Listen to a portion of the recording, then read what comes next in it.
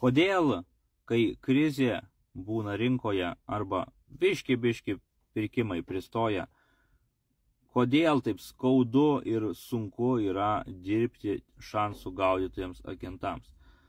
Šansų gaudytojai, turėkite omeny, jie reklamuojasi dideliuose stenduose mieste. Ir Kaune, ir kituose miestuose dideli užrašai, ten mes padėti galime, mes žinome, ten visokių yra, nevardinsiu įmonių ar ne, bet jie ten pompastiškai save pristato, ten tas anas. Bet kai ateina krizė, kainų, kas ta krizė yra, ne?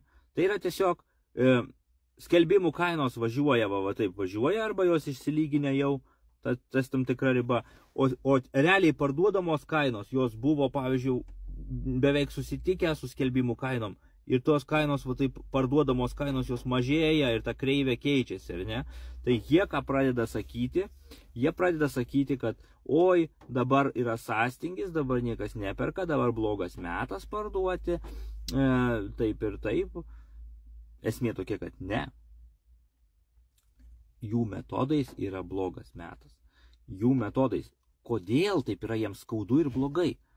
Todėl, kad jie stengiasi rašytis sutartis, kurios labai neįpareigoja ir nesukausto savininko, jis gali bet kada panorėjęs ją nutraukti ir nieko jam nemokėti. Tai kadangi jie rašosi tokias sutartis, jis neturi jokių prošvaisčių, jokių svertų, neturi žmogui pasakyti, kad žiūrėk žmogau, dabar jeigu tu nori parduoti, tau reikia numažinti kainą iki tokios ribos ir tada atsiras klientų, kurie domisi. Ne parduoti už tą kainą, o kad atsirastų iš viso judesys pas jį į butą ar į namą. Tai jie negali to pasakyti, nes bijo, kad žmogus tiesiog pasakys, aš noriu nutraukti sutartį, tu čia man liepi kainą mažinti, aš noriu tiek. Tai va, tai mes dirbame kitaip. Mes su tokiais žmonėm nedirbam, kurie sako, aš noriu tiek ir viskas. Mes dirbam su tais, kurie rimtai nori parduoti, o ne žaisti žaidimus. Žaisti žaidimus, mes sakom, galite patys, kurių galų jums samdyti tos šansų gaudyti. Jūs patys įsidėkite skelbimą į Alio LT, Aruodas LT, Alio nemokamas, tarp kitko, Prakalk LT yra, 1 euras tik kainuoja, kur vietoj to, kad dėti kokį tai brangų Aruodą. Ir jūs pasilaikykite tą skelbimą metus laiko ir suprasite, pasižaisite, taip toliau.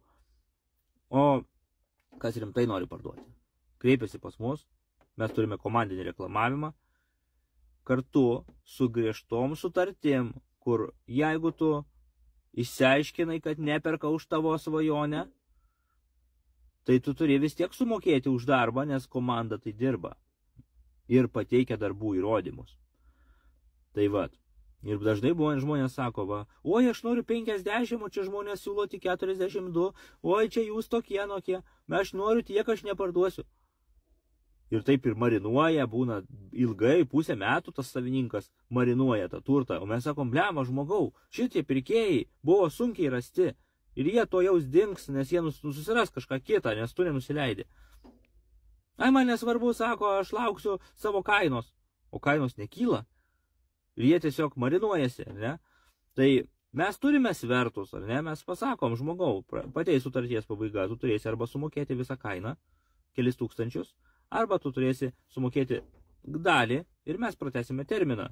Už tuos pinigus mes atnaujinam visus skelbimus, viską mes dedame ir skelbimų, visus portalus, ir socialiniuose tinkluose pas mus viskas stipriai, ir būna ir laikraštį dedam. Ir taip pat lentelę dar įkalam.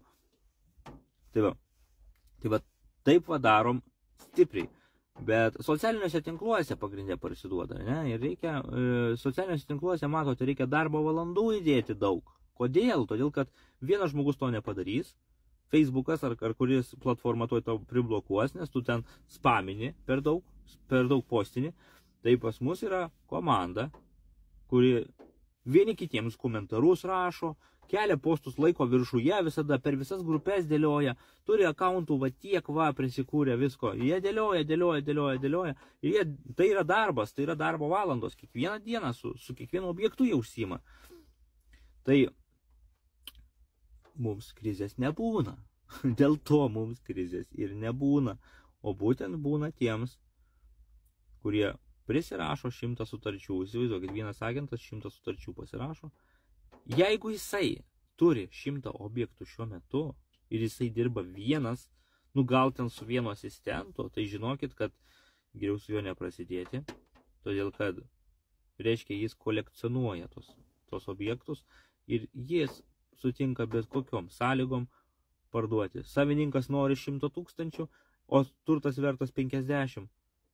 Jis nesako savininkui tikrosios kainos ir savininko net nenori su realybė supažindinti. Jis sako, gerai, rašykim taip toliau, eisit į darybas vėliau, eisim, gerai. Aš tai ateinu pas tokį žmogų, iškart sakau, žmogau, kas tau tokią kainą nustatė, pagal ką? Sakau, žinau, gali būti, kad per pusę tu apsirinki, per pus pigesnis tavo turtas, gali būti, sakau, galimai. O Jėzau, tai jeigu taip, tai aš tada neparduodu, tai toliau sakau, žmogau, tu pasiskelbimuose, pareguliuok kainą, pažiūrėk, ties kuria kaina eina, arba pasikvies turto vertintoje, kas tau pasakė, vagintė tokia atėjo, sakė, verta, pasirašėm sutartį, sako, bet jinai po to reklamavo ir dingo. Nu tai sakau, jūs pataikėte ant kvailo, pataikaujančio agento ar agentės, kuri sutinka su bet kuo, ką jūs sakote, kad tik tais duotų jam pardavinėti tą turtą. Tai nuo tokių agentų bėkit kuo toliau. Neturi agentas jums pataikauti, jis turi jums pasakyti tiesiai šviesiai realybėje akis, žiūrėk žmogau, yra taip, blemba. Gal tu geriau neparduok dabar, nes tu gausi mažiau ir tau neišeis tada tas, kad tu man pasakoji, kad tu nori pirkti. Tai pasiskaičiuok iš naujo. Arba eilės tvarka daryk. Pirmą rask pirkėją, paimk avansą. Ir tada ieškok, ką tau pirkti. Tada žinosi kiek. Žinosi, kiek tu gauni už savo turtą. O jie įsivaizduoja, oi aš už savo pusę namo gausiu 100 000, 120, ne? Geroj vietoj. Nu, aš dabar jau ieškau pirkti. Ir dar būna avansai duoda kur nors, ne? Nu, tai yra pats kvailiausias dalykas, ką galite padaryti. O po to įsiaiškina, kad jų turtas yra vertas kokių ne 120, o 70, jiem jau anas turtas nebeišeina nupirkti pardavus ir jie sako, oi, tai čia tie agentai, čia mano kaina buvo tokia, man įvertino agentė atėjus, o Jėzau, čia. Tai va tokių nesąmonių būna. Tai ką tokių nesąmonių išvengti, agentas turi rėžti tiesiai į akis jums tiesą, kad gali būti visaip, sutartis yra tokia, sąlygos yra tokios, reguliuojama kaina turi būti, suieškome kainą, už kurią žmonės šiandien perka. Ir tada parduodame. Kitaip net neprasidedam. Eikit pa šansų gaudytojus, jeigu jums patinka. Tai va tokius žmonės, kurie yra tikrai nesveiki, mes geranoriškai rekomenduojame šansų gaudytojams agentams su pompastiškom reklamom tenais, centre miesto ofisas jų, va prašau, eikite tenais, jums padės va šitie profesionalai. Va šitai, va mes juos rekomenduojame tokiems žmonėms. Tai va, tai tiek būtų apie komandinį reklamavimą ir šansų gaudytojų darbo metodus ir kodėl jiem yra sunku krizės metu. Jiem yra labai sunku, jie netgi bankrutuoja, jie netgi krizės metu jie būna pakeičia darbą, jie kažką kitą veikia. Nes jie galvoja, kad ai dabar rinka sustingus yra. Jie net ir tiki tuo patys. O aš tai žinau, kad taip nėra. Pas mus kiaurus metus eina. Taip ten pirkimai sunkiau reklamuoti reklamuotojams arba lengviau reklamuoti reklamuotojams. Bet vis tiek su ta visa komanda jie pramuša. Jie pramuša iki pardavimo ir viskas. Tai va. Tai tiek būtų. Iki. Sekit kanalą, dalinkitės ir nepraleiskite kitų video.